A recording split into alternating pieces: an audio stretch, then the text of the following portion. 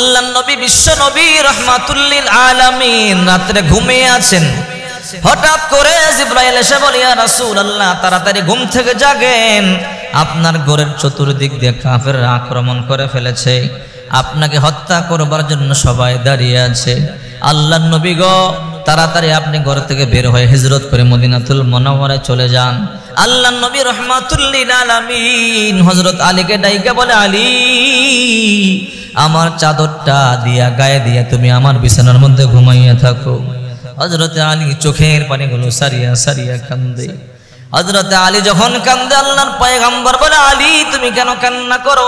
রাহমাতুল লিল আলামিন, আমি যখন আপনার চাদর মোবারক গায়ে দিয়ে শুয়ে থাকবো, মক্কার কাফেররা আপনাকে মনে করে আমাকে টুকরা টুকরা করে ফেলবে। ও রাহমাতুল লিল আলামিন, এরপরও আমার দুঃখ নাই, এরপরও আমার কষ্ট নাই। আল্লাহ তাআলা যেন নিরাপদে আপনাকে মদিনাতুল মুনাওয়ারায় পৌঁছাইয়া দেয়। আল্লাহর হাবিব বলো, রে আলী, তুমি টেনশন করবা না, আমি চলিয়া যাইতেছি। সকালবেলা সবার আমানতগুলো সবাইকে ফিরাইয়া দিবা, আর মনে রাখবা কিছুদিনের মধ্যেই মদিনাতুল মুনাওয়ারা তোমার সাথে আমার সাক্ষাৎ হয়ে যাবে। এইবার আলী হাসতেছে। আল্লাহর পয়গম্বর বলে, কিরে আলী, কেন হাসো?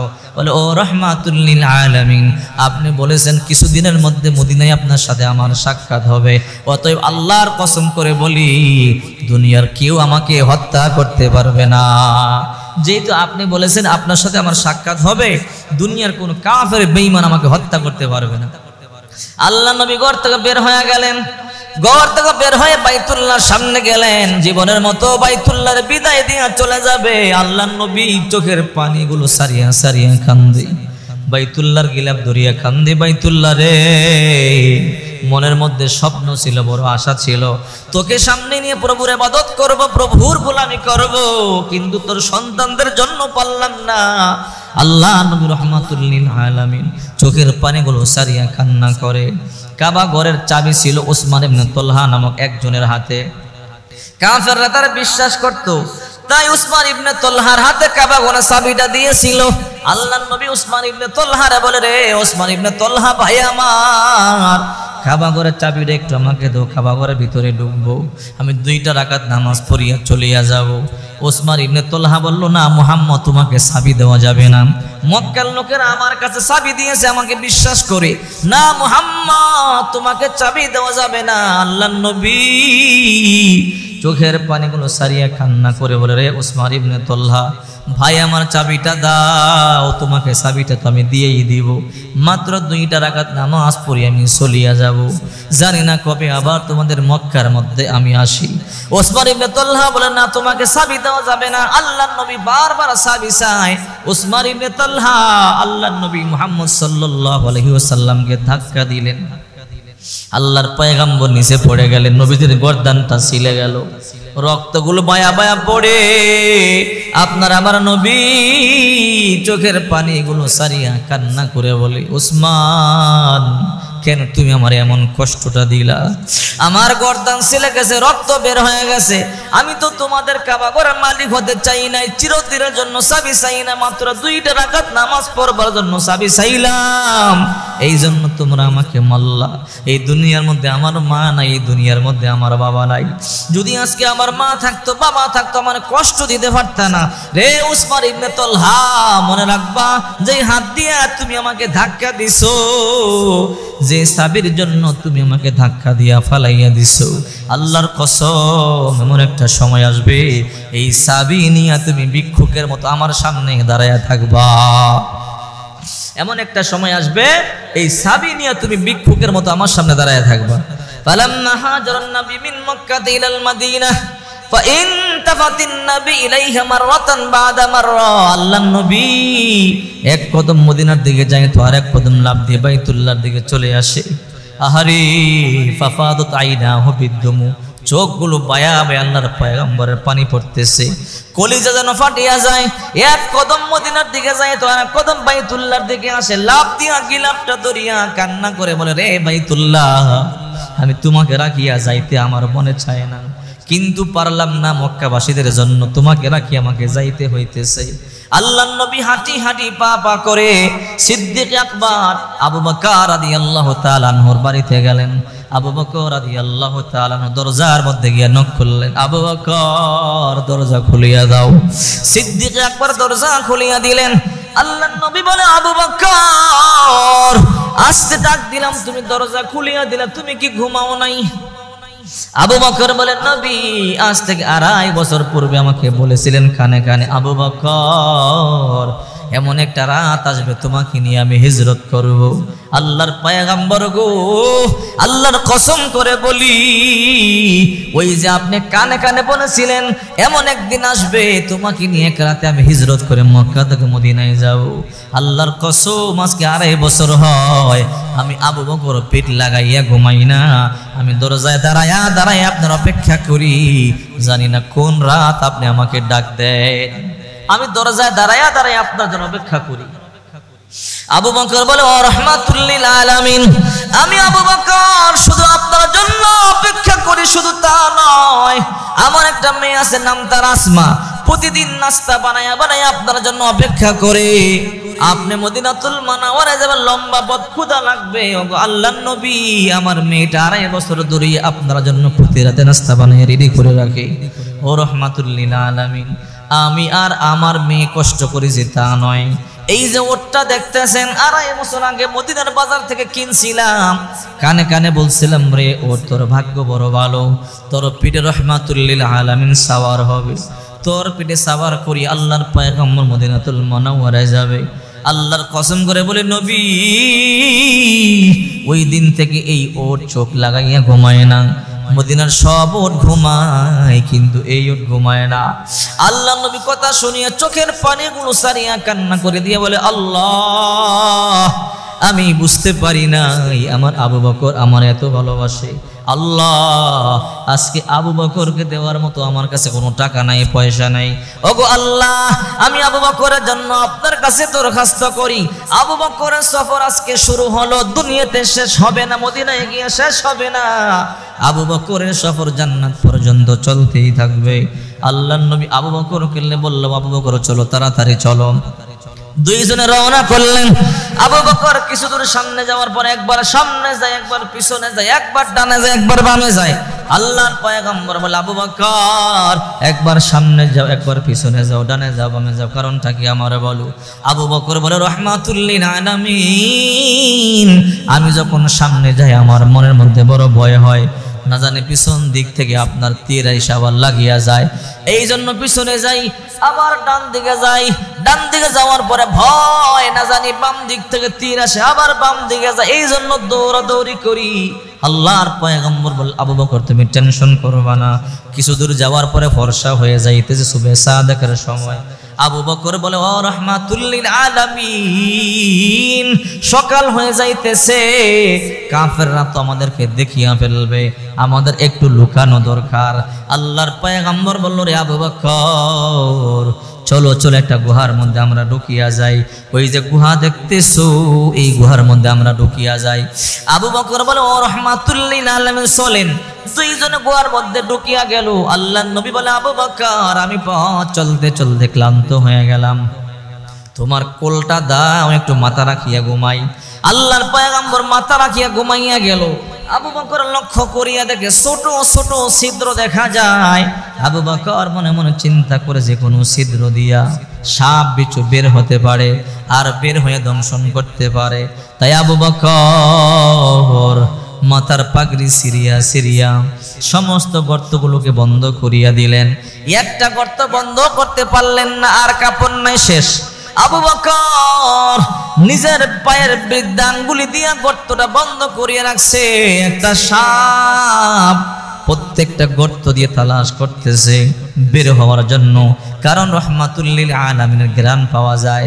ওই সাপ তো একদিন নয়, 2 দিন নয়, ঈসা নবীর জমানার সাপ 500 বছর পর্যন্ত অপেক্ষা করতেছে।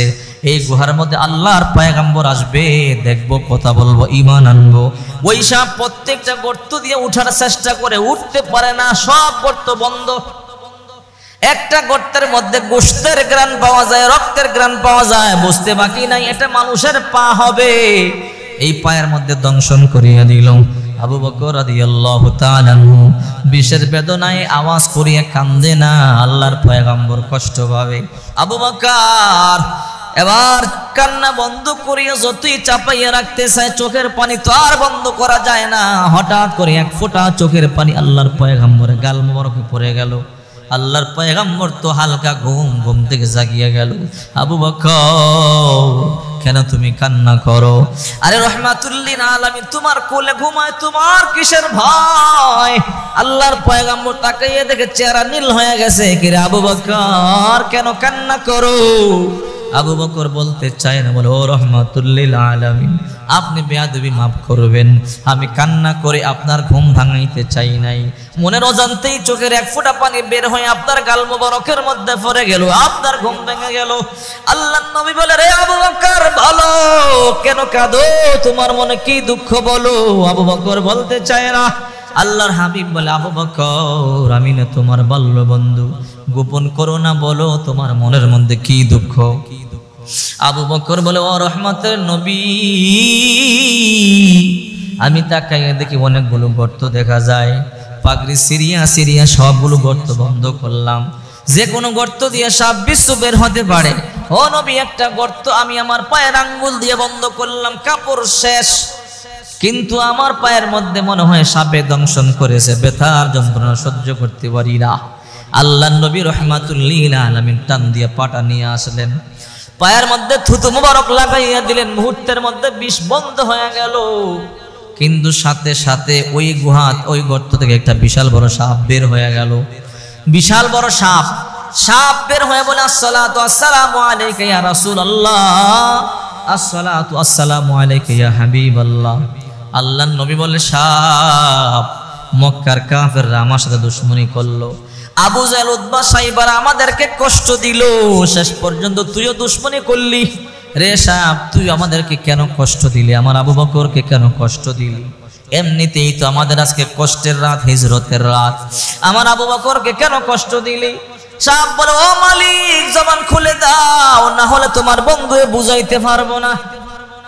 আল্লাহ তাআলা জবান খুলে দিলেন। সাপ বলে, ও নবী রহমাতুল্লিল আলামিন এই গুহার মধ্যে একদিন নয়, 2 দিন নয়, 500 বছর ধরে অপেক্ষায় আছি। আমি ঈসা নবীর জমানা, ঈসা পয়গম্বর বয়ান করতেছিল, আমার 500 বছর পরে দুনিয়ার মধ্যে একজন নবী আসবে, নাম তার মুহাম্মদ, আখিরি নবী, শেষ নবী। ওই নবী মক্কায় থাকতে পারবে না, তারা মক্কার লোকেরা কষ্ট দিবা, হিজরত করে মদিনাতুল মুনাওয়ারায় চলে যাবে। যাত্রা পথে গারে সূরের মধ্যে একটা গুহা আছে, গুহার মধ্যে 3 দিন 3 রাত থাকবে। ওই নবীরে যে দেখবে কালিমা পড়বে, মুসলমান হয়ে যাবে, আল্লাহ তাআলা তাকে জান্নাত দিয়ে দিবে। ও রহমাতুল্লিল আলামিন ঈসা পয়গম্বরকে বললাম, ও ঈসা পয়গম্বর আপনি দোয়া করেন আল্লাহ তাআলা যেন ওই নবী পর্যন্ত আমাকে হায়াত দান করে। ঈসা পয়গম্বর দোয়া করলেন। এই জন্য 11 সূরা আপনি আসবেন শুনেছি, 500 বছর ধরে অপেক্ষায় আছি। ও রহমাতুল্লিল আলামিন আজকে আপনি আসলেন, আপনার ঘ্রাণ পাইলাম, এই জন্য আবু বকর ছিদ্রগুলো বন্ধ করিয়া দিছে, উঠার কোনো রাস্তা পাই না। যদি আজকে আপনি চলিয়া যান আমার 500 বছরের আশা স্বপ্ন ভঙ্গ হয়ে যাবে। ও নবী ইচ্ছা করিয়া কামড় দেই নাই, যদি তার পায়ের মধ্যে কামড় না দিতাম পাটা সরাইতো না, আপনারাও দেখতে পারতাম না। ও নবী আপনাকে দেখলে কালিমা পড়লে মুসলমান হইলে জান্নাত, আমি আপনারা দেখলাম কালিমা পড়লাম লা ইলাহা ইল্লাল্লাহু মুহাম্মাদুর রাসূলুল্লাহ সাল্লাল্লাহু আলাইহি ওয়াসাল্লাম। ঈসা পয়গম্বর বলেছে আপনারা দেখলে কালিমা পড়লে মুসলমান হইলে জান্নাত পাবো। ওগো আল্লাহর নবী আমি জান্নাতে যাইতে চাই। আল্লাহর পয়গম্বর বলল, রে সাপের জন্য কোনো জান্নাত নাই। সাপ বলে, ও নবী অত কিছু বুঝি না, জান্নাতে যাইতে চাই। আল্লাহর নবী বলেন, সাপের জন্য কোনো জান্নাত নাই। ওই সাপ কান্না করে বলে, ও রহমাতুল্লিল আলামিন না না আপনারা যাইতে দিব না যতক্ষণ পর্যন্ত জান্নাতের সুসংবাদ না দিবেন। আল্লাহর পয়গম্বর বুঝতে পারলো সাপ নাসুর বান্দা। আল্লাহর পয়গম্বর তখন বলল, রে সাপ সুসংবাদ গ্রহণ করো, যদিও সাপের জন্য জান্নাত নাই, আল্লাহ তোমাকে জান্নাত দিবে। তবে তোমাকে যেদিন আল্লাহ তাআলা জান্নাত দিবে সেদিন তোমাকে মানুষ বানাইয়া জান্নাত দিবে। চিন্তা করে দেখেন, আল্লাহ নবীর মুহাব্বতে সাপ জান্নাত পাবে। মোহাম্মদ আরবি হাইওয়ান নবী রাস্তে পেশুয়া, आलम हुआ उसकी पैदाइश से उजाला, आलम हुआ उसकी पैदाइश से उजाला, शाफिए मुशफ़्फ़ा में मोहम्मद अहमद, ए तो आते रसूल न हो तो जिंदगी बर्बाद, ए तो आते रसूल न हो तो जिंदगी बर्बाद। একটা সাপ আল্লাহর পয়গম্বরকে ভালোবাসিয়া যদি জান্নাত পাইতে পারে, হে মুমিন তুমি মানুষ হইয়া কেন জান্নাত পাইবা না?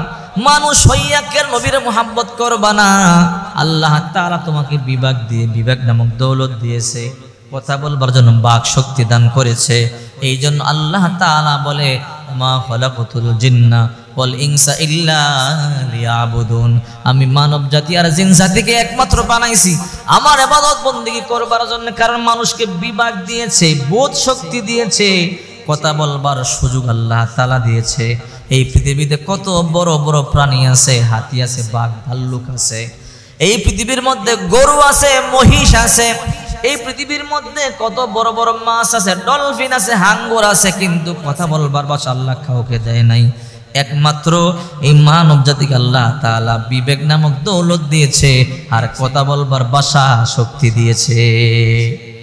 এত কিছু দেওয়ার পরেও যদি আমরা আল্লাহর হুকুম না মানি, নবীর সুন্নাত না মানি, আমাদের মতো ঘোরা কপালার কেউ নাই। আমরা আল্লাহর দরবারে কি জবাব দিব? কি জবাব দিব আল্লাহর দরবারে?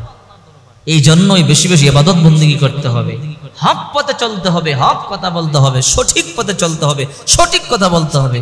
গুলি আসতে পারে, কামান আসতে পারে, বুলেট আসতে পারে, তারপরও কখনো মিথ্যা কথা বলতে পারবেন না।